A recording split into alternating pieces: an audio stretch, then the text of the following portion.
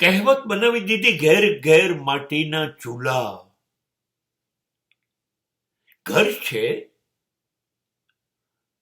તો વાસણ તો ખડે ને ભાઈ.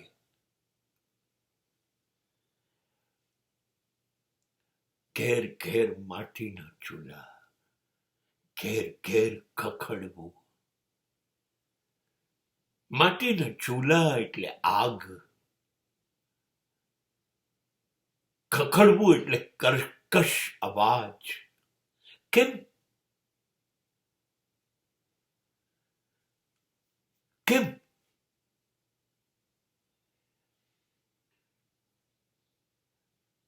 અમેરિકામાં જ્યાં મારું ઘર છે ત્યાં બીજા 5,000 ઘર છે.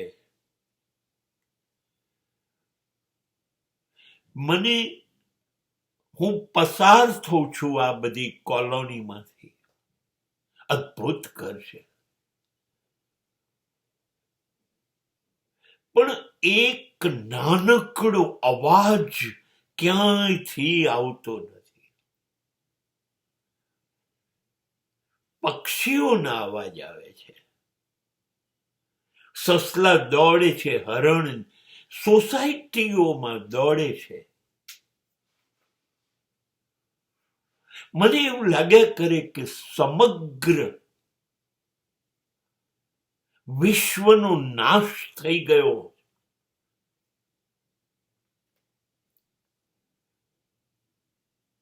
ને કેવી શાંતિ હોય, એવી શાંતિ કેમ છે અહીં? હા, હશે આગ, ચોક્કસ ઘર છે, સળગતા લોકો તો હશે જ.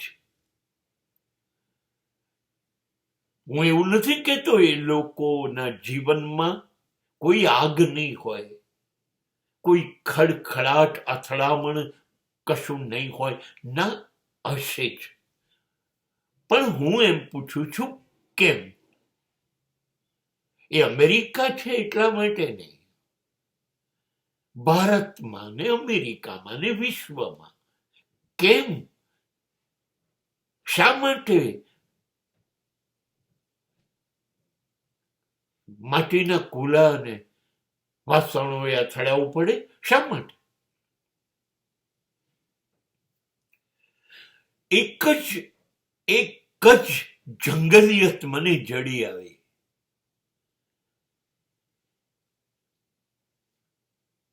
કે આપણે અધિકાર જોઈએ છે, હક જોઈએ છે, આપણે માલિક બની જવું છે, અને આજુબાજુના બધા જ ગુલામી ખત ઉપર સહી કરી આપે.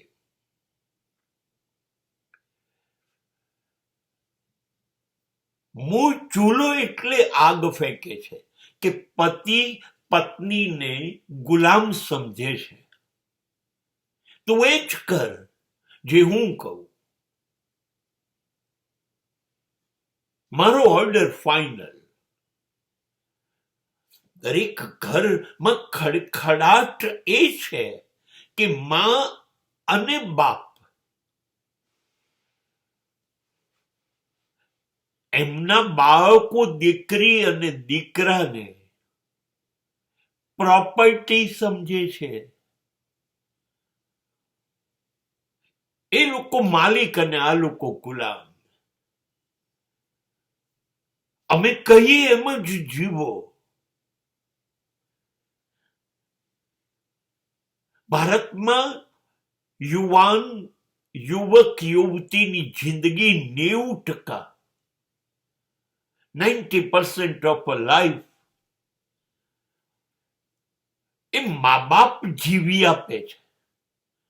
They will decide. એ જન્મે છે પછી કઈ પ્રાઇમરી સ્કૂલમાં એને જવાનું, પછી કઈ હાઈસ્કૂલ, પછી કઈ હાયર સેકન્ડરી, પછી કઈ કોલેજ. એને કોમર્સમાં જવાનું, આર્ટ્સમાં જવાનું કે સાયન્સમાં જવાનું, એને ડોક્ટર બનવાનું કે એન્જિનિયર બનવાનું, આ બધું એ લોકો નક્કી કરે છે.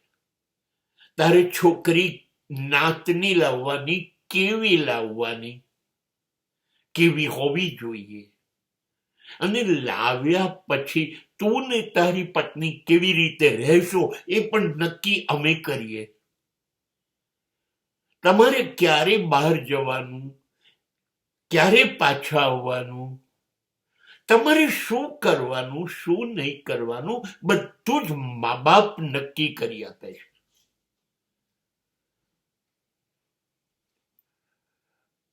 હવે મા બાપ જે કહે છે આને કરવું નથી ને આ લોકોને જે કરવું છે એ મા બાપ માનવાના નથી.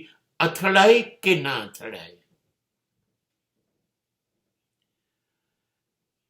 કેમ કોઈ દીકરો બાપની પાસે ભેટીને બેસતો નથી?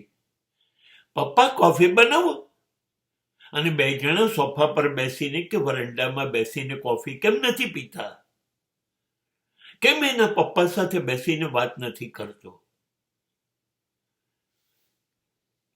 કેમ એ જિંદગીનું આયોજન પપ્પા સાથે નથી કરતો? પપ્પા તમે કહો છો એવું નહીં, મને તો આમ જ કરવું છે, એવું કહી નથી શકતો. અને પપ્પા એવું નથી કહેતા, હા બેટા તને ગમે એમ કર. નહીં, એ નાના છે, એમને ખબર ના પડે, એટલે એના હિતના બહાના હેઠળ તમે માલિક બની જાઓ છો. કયા મિત્રો રાખવા, ક્યાં ફરવા જવું, કોની જોડે પરણવું, બધું જ મા બાપ નક્કી કરી આપે. ખબર નથી કેમ. પછી તો અથડાવાના ને પછી આગ ફેલાવાની ઘરમાં.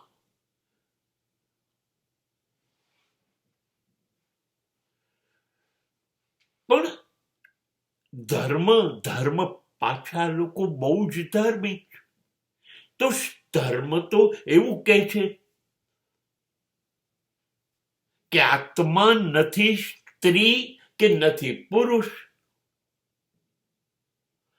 આત્મા સ્વતંત્ર છે.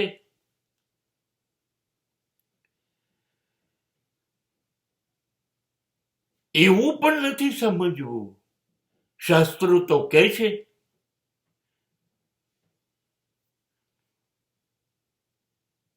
તો દીકરી અને દીકરાઓ કેમ ગુલામ? જે થશે એમનું જીવવા દો ને મરજી મુજબ. જીવવા દઈએ છે આપણી બહેનને, જીવવા દઈએ છે પત્નીને. દરેક સમાજમાં ઘૂંટણ છે,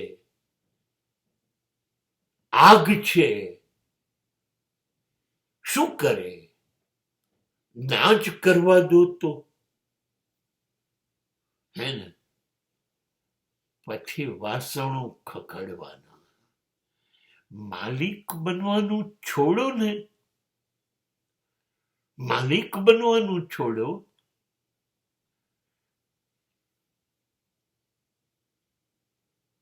હા, એ આવ્યા છે આપણા ઘરે, આપણા દ્વારા.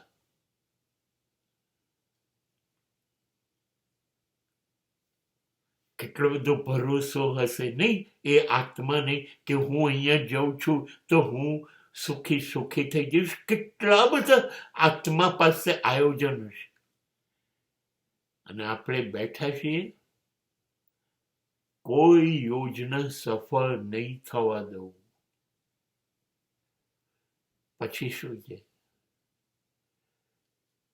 વાસણો ખખડે કે ના ખખડે? પછી ઘેર ઘેર ચૂલામાં આગ થાય કે ના થાય?